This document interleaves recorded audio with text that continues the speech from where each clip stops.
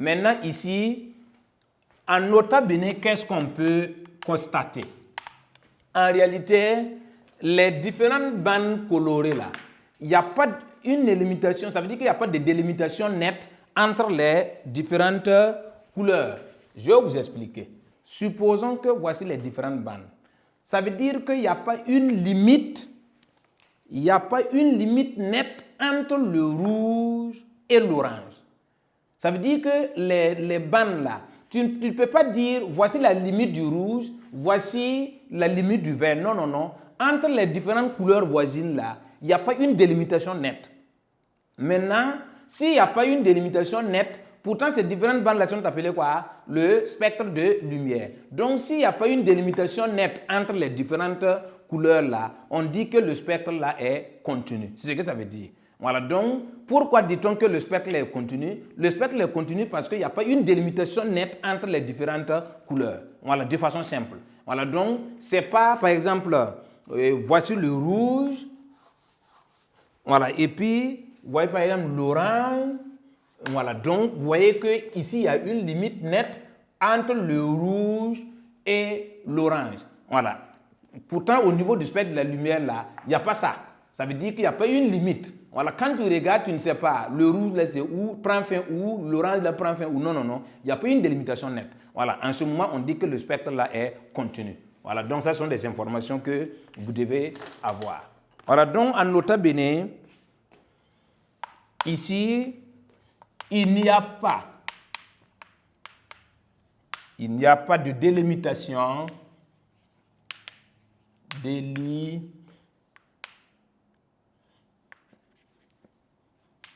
Voilà, il n'y a pas de délimitation nette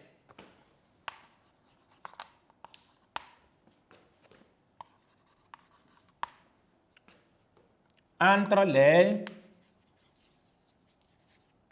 les couleurs voisines. On dit que le spectre est continu. Voilà, on dit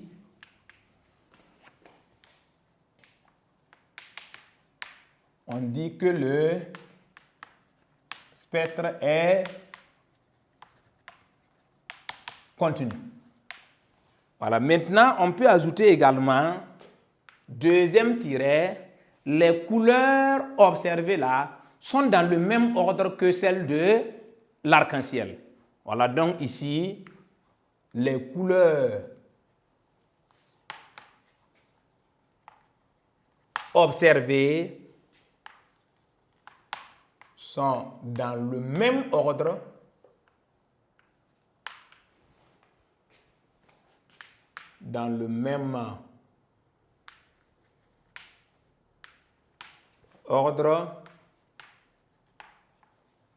que celle de l'arc-en-ciel. Voilà, donc, à savoir, voilà, pour l'arc-en-ciel, là, c'est, il y a le violet, indigo, bleu, vert, jaune, orange et le rouge. Voilà, donc si vous observez l'arc-en-ciel là, voici l'ordre des différentes couleurs. Violet, indigo, bleu, vert, jaune, orange et puis rouge. Voilà, donc c'est constitué de combien? 1, 2, 3, 4, 5, 6, 7. Voilà, 7 couleurs. Voilà, donc en petit 3, nous allons définir l'analyse de la lumière et le spectre de la lumière pour que vous puissiez garder ça pour toujours. Donc en petit 3, définition.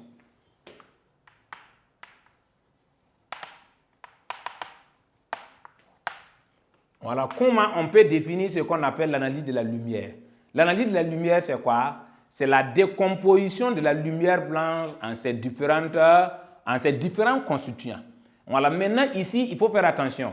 Et quand on a vu ce qu'on appelle l'analyse de l'eau là, on a dit que quoi? Ou bien électrolyse de l'eau, c'est la même chose. On a dit que c'est la décomposition de l'eau en ses différents constituants. Maintenant, ici, à savoir, on a mis le dihydrogène et le dioxygène. Voilà, c'est parce que ces deux, on a dit, on précise. Voilà, mais comme ici, c'est jusqu'à 7, voilà, donc il ne faut pas dire à savoir. Si tu dis à savoir, il faut pouvoir donner les 7 là. Mais si tu dis que l'analyse de la lumière, c'est la décomposition de la lumière blanche en ces différents constituants, c'est largement suffisant. Voilà, mais quand tu dis, oui, à savoir, là, il faut forcément citer les 7. Voilà, donc c'est un peu compliqué. Voilà, donc c'est de façon simple. Comment? C'est l'idée on demande. Donc l'analyse de la lumière, c'est la décomposition de la lumière blanche là, en ses différents constituants ou en ses différentes couleurs. Voilà, donc c'est tout. Voilà, donc ici, on va noter ça. L'analyse de la lumière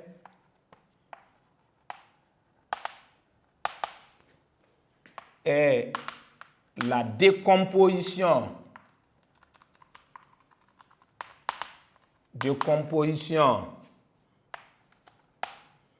de la lumière en ses différents constituants. En ses différents constituants. Voilà. Donc, l'analyse de la lumière est la décomposition de la lumière en ses différents constituants. Maintenant, nous allons voir ce qu'on appelle on va définir ce qu'on appelle le spectre de lumière. Comment on peut définir le spectre de lumière? Le spectre de lumière, c'est quoi? C'est l'ensemble des différentes couleurs qui constituent la lumière blanche. Voilà, donc c'est de façon simple. Donc, un spectre de lumière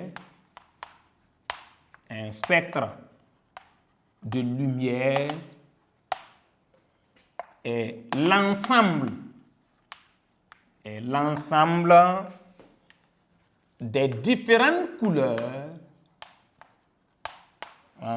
des différentes couleurs, qui constituent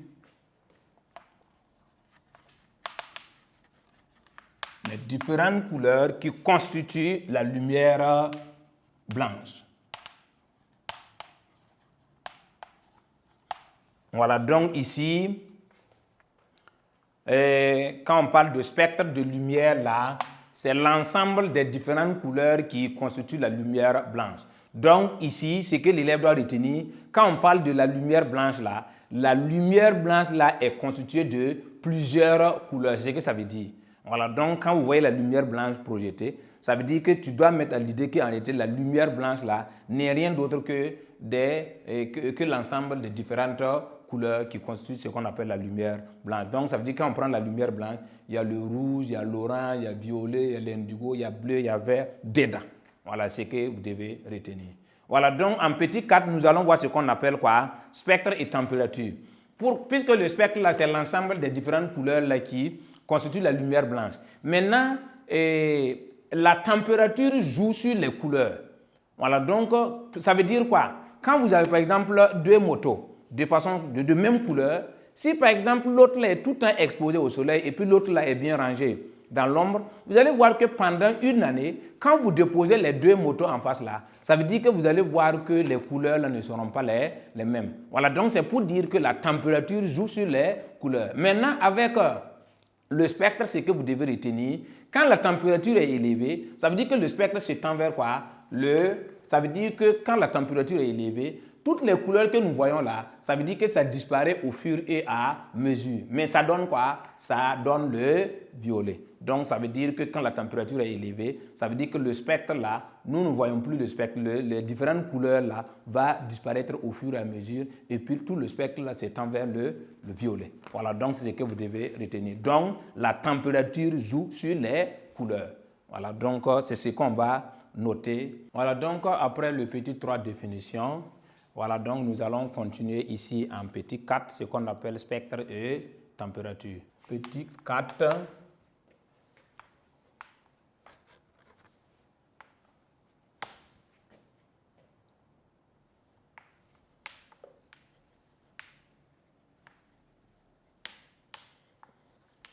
Voilà, donc, qu'est-ce que je disais? Je disais qu'en réalité, la température, là, joue sur les couleurs.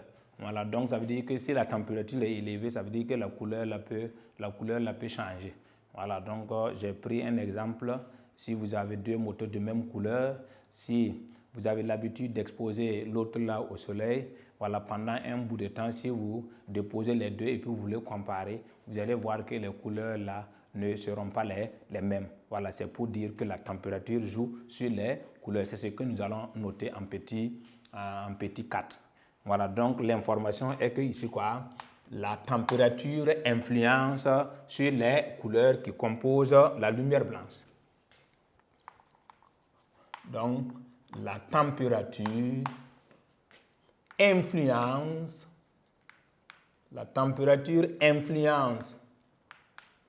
sur les couleurs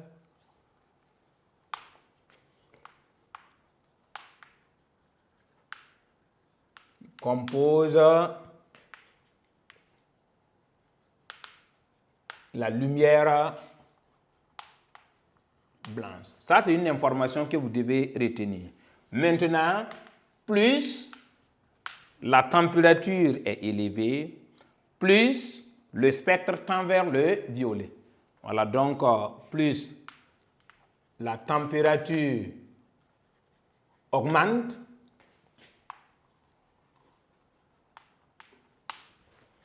plus le spectre tend vers le violet. Voilà, donc ça, ce sont des informations que vous devez retenir pour toujours. La température influence sur les couleurs qui composent la lumière blanche. Plus la température augmente, plus le spectre tend vers le violet. Ça veut dire que les autres couleurs là disparaissent. Les autres couleurs là disparaissent au fur et à mesure et puis laissant place maintenant au violet. C'est ce que ça veut dire. Voilà, donc, après le grand 1, analyse de la lumière, nous allons voir maintenant en grand 2 ce qu'on appelle la synthèse de la lumière. Là aussi, ce n'est pas compliqué. Nous allons voir quels sont les instruments qui nous permettent de réaliser ce qu'on appelle la synthèse de la lumière. Donc, je vous invite à suivre.